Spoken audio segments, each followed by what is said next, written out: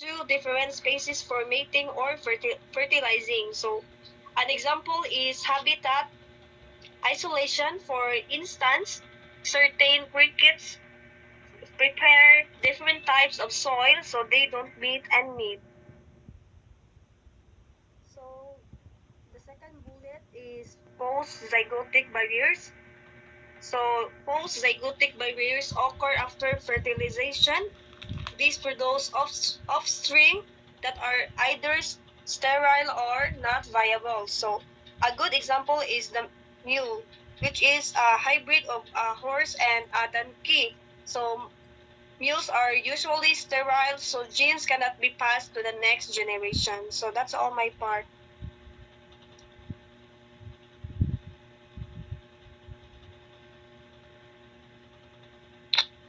Geological time scales and origin of life. The universe began with the Big Bang and Earth formed about 4.6 million years ago. So ang atong kalibutan daw sa is nagsugod katong naay kusog nga ni-explode bitaw or naay kusog nga nibuto nga ilabi tong gitawag nga Big Bang. Pagkahuman daw sa kusog nga pagbuto or pag-explode, adto na na-create itong planeta or universe. Nilabay na diya ang 4.6 billion. So kung imo is tigid gawa million, 4.6 million ang imong i-search. Magawa siya if 4.6 billion. Life arose in the primitive soup, where early chemicals spontaneously form amino acid and polynucleotides. So ang atong kinabuhi daw is nagsugo sa gitawag nga primitive soup or primitive sabaw, where the chemical is spontaneously nga mahimong amino acid or polynucleotides. The molecules assemble into a membrane-surrounded structure, giving rise to the first photocell, the common ancestor of all life. So ang mga nabuo daw nga kanang molecules or amino acid is nagpundok daw para palibutan bitaw ang membrane or ang atong gitawag nga balat-balat or lamad. And ang protocell daw is then tinuturing nila nga ancestor of all lives. Next day,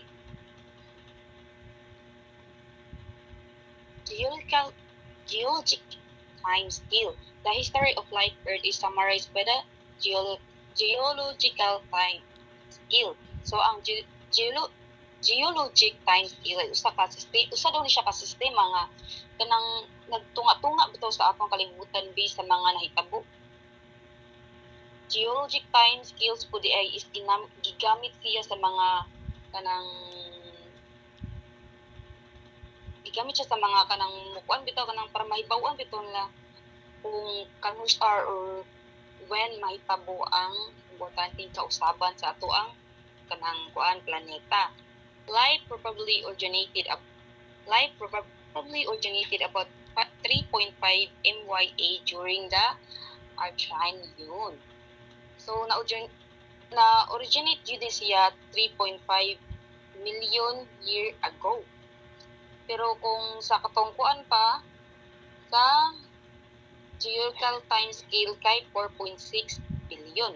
The colonization of the land by planets lead to the release of oxygen into the atmosphere, creating a more oxidizing environment that favor the survival of many lives. So nakakuan daw siya naka-favor daw siya sa survival of sa kadaghanan nga kinabuhi. Next day, biodiversity. Biodiversity refers to the variety of life on Earth. Since its formation, the species diversity has significantly decreased, with only about 10% of species that ever inhabit Earth existing today. The rest have become extinct. Conservation biology works to protect the diversity, which is primarily measured on three main levels. So, hindi siya sa kanang nabito related sa kanang biodiversity. Mauni ang genetics, second is species, and third is ecosystem.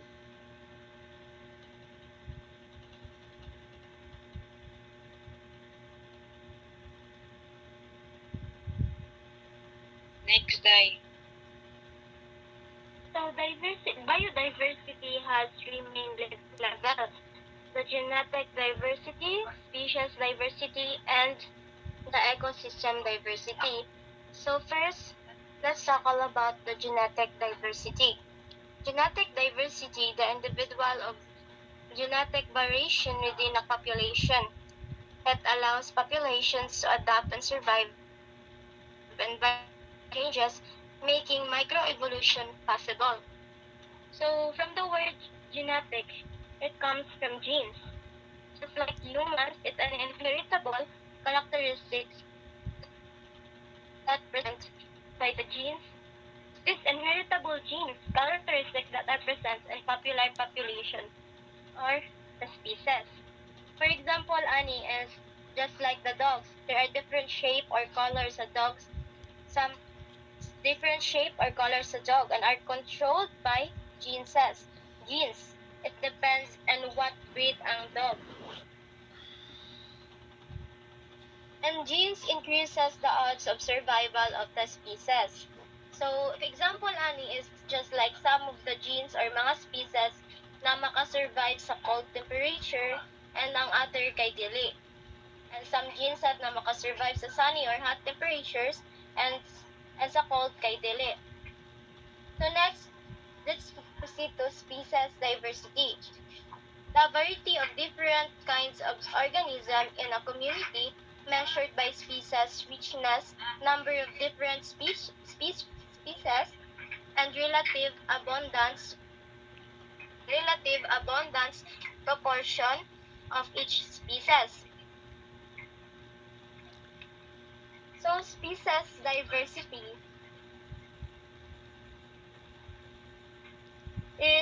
this means that many different kinds of plants, animals, and other living things that in one place. For example, in sea place, diba, you may find tons of different mga fish, corals, and sea creatures or many species. So that it represents a high species of diversity. Ang sea creatures, many different species, and it represents a high species of diversity. And if species diversity increases, most likely kanang if the species diversity daghan kay siya many species in that area, so it is healthier. So that ecosystem is healthier. So if more types of species in that area are placed, it means healthier ang kana nga place. Wala siya na destroyed. And next is an endangered species is in immediate danger of extinction. So an endangered species kanang ang endangered species is could possibly disappear in near future because of humans activity like habitat loss, mga pollution, wildfire or hunting, and also a climate change or any other humans do that could harm sa atong ecosystem. And where the threatened species is likely to become endangered in the future, it's because of the humans do that they destroyed their territory or because of hunting, illegal wildfire, or any other illegal doing of human. And next, the ecosystem diversity. So the variety of biosphere ecosystem, we have terrestrial and aquatic bio. Loss of ecosystem diversity means loss of habitats and eventually reduction in biodiversity. So we have the ecosystem is have a terrestrial and aquatic biomass. So first is the terrestrial ecosystem. Mao na siya ang mga desert, mga grassland, tropical rainforest. Kanang ang terrestrial ecosystem is mao na siya ang land-based community organism. So it is based on the land, nature land like that. And the aquatic biomass is example ani is mga coral reef, mga dagat like that. Ang aquatic biomass is mao na siya ang ecosystem whose water possess a high salt content. So mao na mga parat-parat mga dagat. Next is threats of biodiversity. The most significant threats of biodiversity are driven by human activities. First is habitat loss. The number one threat caused by pollution, mining, urban development, and agriculture. So so num kanang sa urban development dahil mo ni siya ang mga building new existing towns and mga agriculture. It can affect sa atong ecosystem mo na makakause siya og bad sa mga species or the species would kanang manggamay na ang mga species or ang places is kanang dili na siya healthier. Next is introduce species. Non-native species intentionally or accidentally move to a new location where they disrupt the ecosystem. Example as pests or predator.